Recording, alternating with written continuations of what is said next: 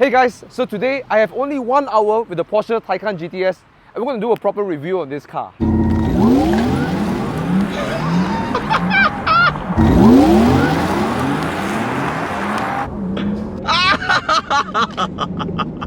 Hey guys, before the video starts, I want to give a big shout out to my sponsor XPEL Malaysia. I believe in keeping my car looking the best because it makes me feel great and it inspires me to drive it more often. To do so, I use XPEL's Ultimate Plus paint protection films and XPEL's Prime window tints on my cars.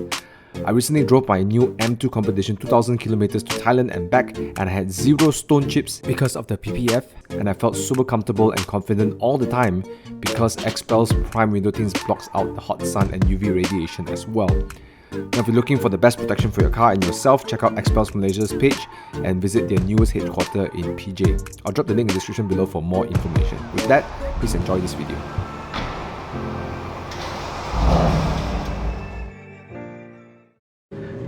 So, we are in the Porsche Taycan GTS. Now you can see my rear seats.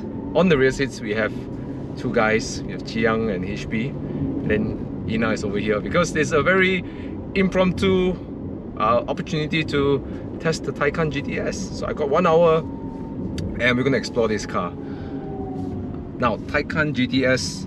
Let's talk about the GTS badge first because I really like this GTS badge. For me, in any Porsche range, which be it the Cayenne or the Macan or the Boxster or the 911, my favorite is the GTS, and I call this the best hits, or greatest hits. I don't know if you remember the time when you have CDs and before the existence of MP4 or MP3, you used to buy CDs, right? And all your favorite songs are in one CD, right? That's what the GTS is for. Let me go back into that metaphor again. Back then we all use CDs and we have little disc jockeys or that little Walkman, right? So if you listen to Bon Jovi, you're gonna put in Bon Jovi CD. If you listen to I don't know, Limp Bizkit, if that's your kind of music, you're gonna put Limp Bizkit CD or Backstreet Boys, whatever, right? So the greatest hits are all in one CD, and that's what the GTS badge for me is all about. So there are a lot of tech specs in the car. Let's talk about some of the technical aspects first. I believe it's 510 horsepower, and if you have a 10-second overdrive, so it's like 85 additional horsepower. So it makes it around 580 or 590. Gosh, there's so much power, it's ridiculous. Yeah, as you saw in the launch, it was just crazy. 850 Newton meters of torque. 850! And it delivered it through all-wheel drive. The first 1 second is terrifying. Okay, but I must say the Turbo S was more terrifying. That car, I refuse to launch the car. If any one of you guys say, Thomas, I'd like you to launch the Turbo S, I think I'd probably say no. Oh, hell no! 3, 2, 1, go! Oh, what the f? Sorry. Let's go. If you pay me 500 ringgit, maybe I'll do it because it's so terrifying. A lot of the other electric cars, it feels like they tune it as if it's like an ICE. But this one, they tune it, for an electric car, but it feels like an ICE. It's got a bit of bends over here. There's a little knob over here. We can just switch the driving mode. And let's see how the brake responds. Oh, yep. Very good brakes. Okay, didn't tekan. So the brakes are really good. Yes, it does feel like a regenerative braking kind of feel, but compared again to a lot of other regenerative braking system, this one is probably the initial bite is a bit weird, a bit spongy, but once you put pressure on it, it's easy to modulate the braking pressure. Steering, so now since we're in the traffic, the steering wheel reminds me a little bit of my Spider steering wheel, maybe because of the Alcantara. And this comes back to what the GTS spec entails. You have race tech. It's not called Alcantara, it's called race tech. So it's microfiber-ish kind of feeling. It gives a little bit of a sporty look. It's all, if you get the GTS spec, it's all around the car. It does make your car feel a little bit more sporty, right? So aside from having more power, the Taycan GTS has a reworked air suspension. So all these cars are running on air suspension. That's something a little bit different than say the normal S itself. So you have like a little plus, right? The suspension is tuned to be a little bit more sporty. Now the Taycan is not really a big car actually. A lot of people look at it and say, oh, you know, because maybe the shape looks like a Panamera, but actually it's not a Panamera size. Actually, it's smaller than it's not a 5 Series size, it's more like a 3 Series. In fact, I think it's smaller than slightly smaller than the 3 Series, especially the right height. The roof, the head room is slightly lower as well. Yeah, so it's not exactly a big car, but it's a heavy car. Or the other thing that I like about this car is that all the weight is really below, like at lower center of gravity. So when you're taking corners, it does give you very good lateral grip. In fact, in my review of the Turbo S in Sepang, it feels like a oversized Boxster, you know, because it's like mid-engine-ish kind of feeling. Yeah, so it drives a lot more like a mid-engine than a front-engine car.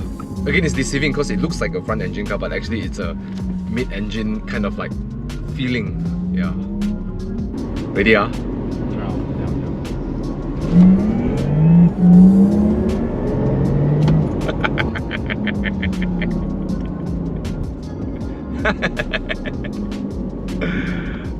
It's so funny. Huh? I love the brakes. So good. Oh. Sorry guys. I feel like puking. No, okay. Okay. You enjoy it? You enjoy it? Yeah. Now, the GTS range, the suspension is, for me, it's really obvious it's a GTS because it's even in normal mode, I can really feel the road conditions a little bit more. It's more communicative, which I appreciate. Yeah. Which again makes GTS such a great everyday electric sports car. Means to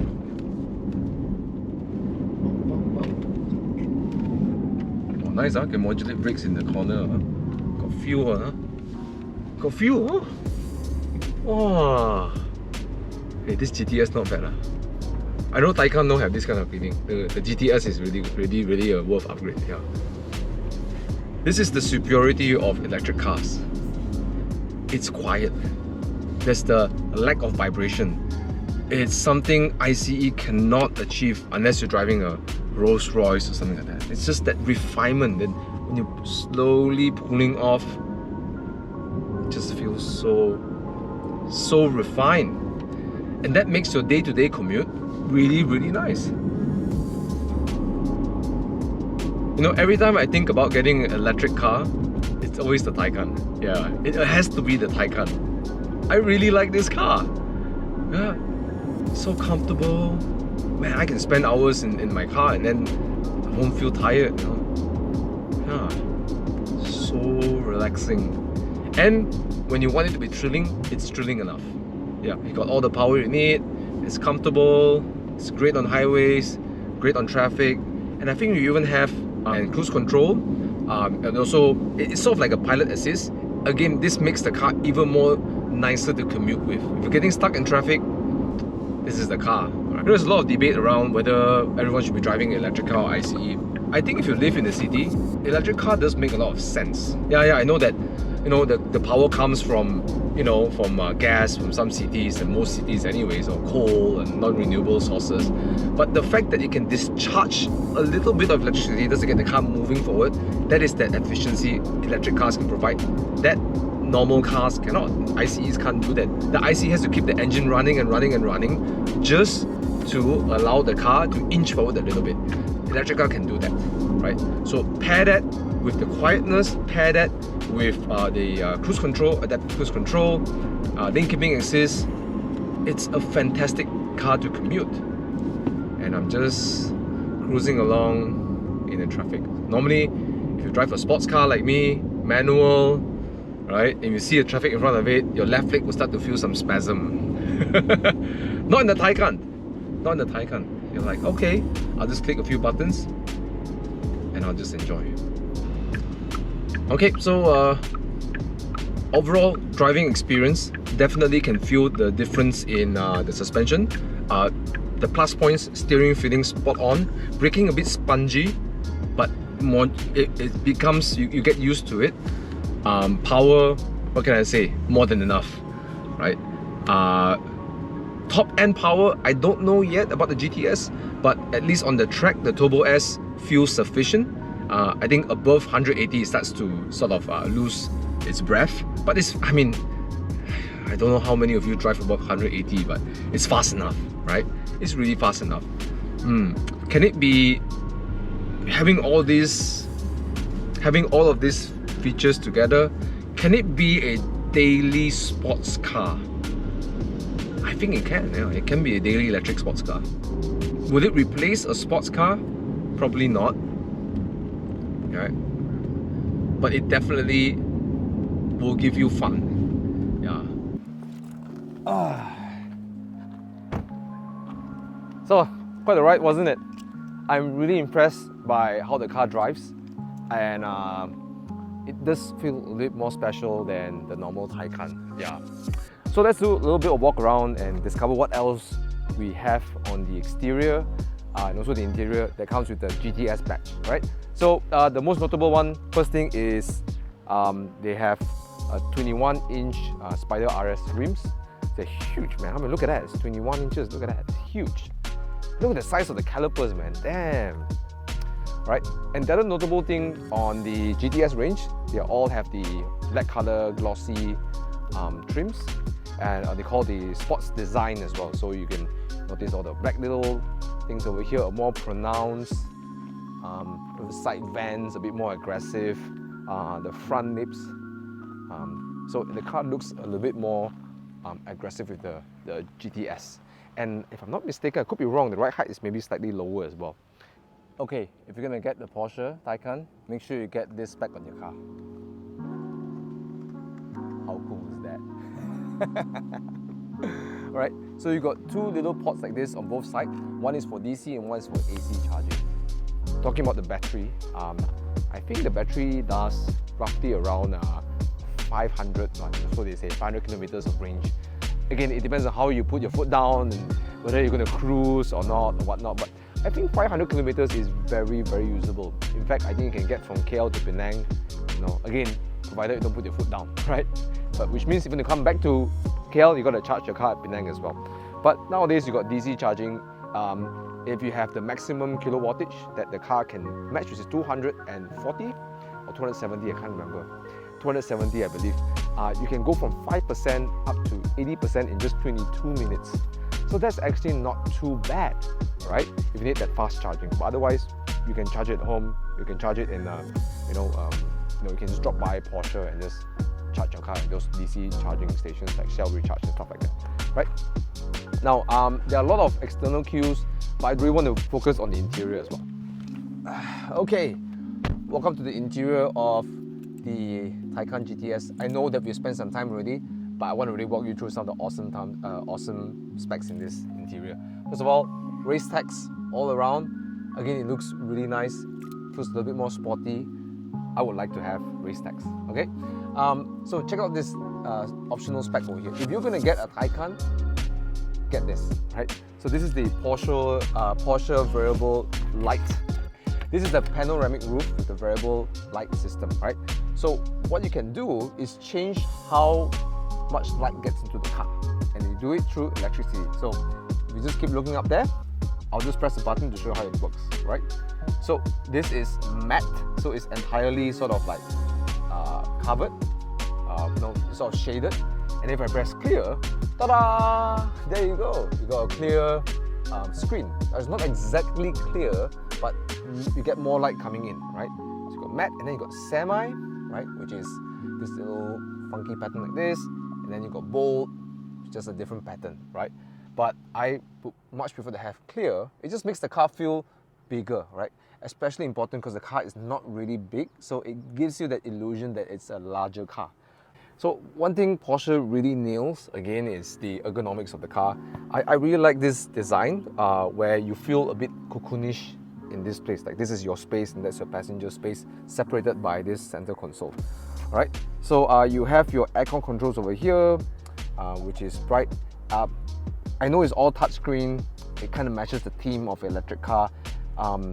I always don't like these systems, but the good thing about Porsche system is that there is a vibration when you press it. So if you're driving and you want to switch your aircon control, when there's no feedback, you don't know if you're actually pressing the button. So with the vibration feedback, I know that I'm actually pressing the button without looking at it.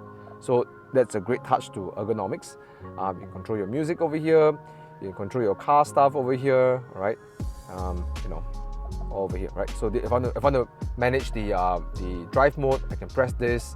I can change my chassis, I can change my ride height. No, I can go really high on the ride height. You can see the car is coming up right now. I can go really low, all that all over here, depending on what surface you're going on, but normally just leave it in medium, okay? You can also, again, change your electric sport mode to on and off, sorry, the electric sports sound on and off, all through this menu over here, okay? Then you have your phone control, you have your music, right? And you have your navigation all over here, right? They have it over here too, but personally, I like to use the center console a little bit more. It's easier to reach here when your arms are resting here than to go up over here. But it's good to have two separate places to go, right? So that in the ergonomic side, not bad. It's not bad, all right? Is it difficult to use? I would say that it's not that intuitive. It could be better, but acceptable, really acceptable. So the aircon vents are over here, down over here. You can only turn left. I'm not sure why. You can't really move the aircon vents, isn't it? Oh yes, I believe the aircon vents can only be adjusted, right, using the menu, and you can't actually physically move the aircon vents. You have to go in the menu and you need to press like diffuse, you know, or individual level. I don't know, like, okay, it's just getting a little bit confusing, right? Yeah, it starts to move, like diffuse, it will probably move. Focus is like, you know, yeah, and you get to, I don't know guys, I think aircon vents should be aircon vents, you know, not this funny thing. It's not that, I know we're trying to go in the future, but I don't know, it's just a little bit, not my thing. Psych! So if you check out over here as well, I believe this is an option. The passenger can also access everything here from navigation, media, phone, so you get to argue with your passenger what song to choose and stuff like that. Let's talk about the rear seat. So that's my driving position, and this is the rear seat. Now, is it huge? Probably not. It feels like sort of a 3 Series size, so it's not really 5 Series. The seats may look a little upright, but actually it's not too bad. So if you angle this way, this camera, you can see that the seat actually concaves inwards. It actually goes inwards, so it's quite comfortable actually. Right? You can do a long distance journey, no problem. Put the armrest down. There you go. It's actually not bad for family, right? Yep. The center here is not a seat. You have a little space here to put your stuff, but basically it's a 2+2, or sorry, a 4-seater. Right, let's check out the boot space. So, a car of this premium, you expect, you know, an assisted tailgate, and there you go. That's the boot space. Now, if you look at our colleague's bag and equipment, it's not actually that big. Okay, so for family of 4, I think you have to pack quite smartly if you're going for a 5-day trip. So, this is a little compartment over here. You can lift it up. It's tied down with a string, and you can store things down here to separate from the top, right?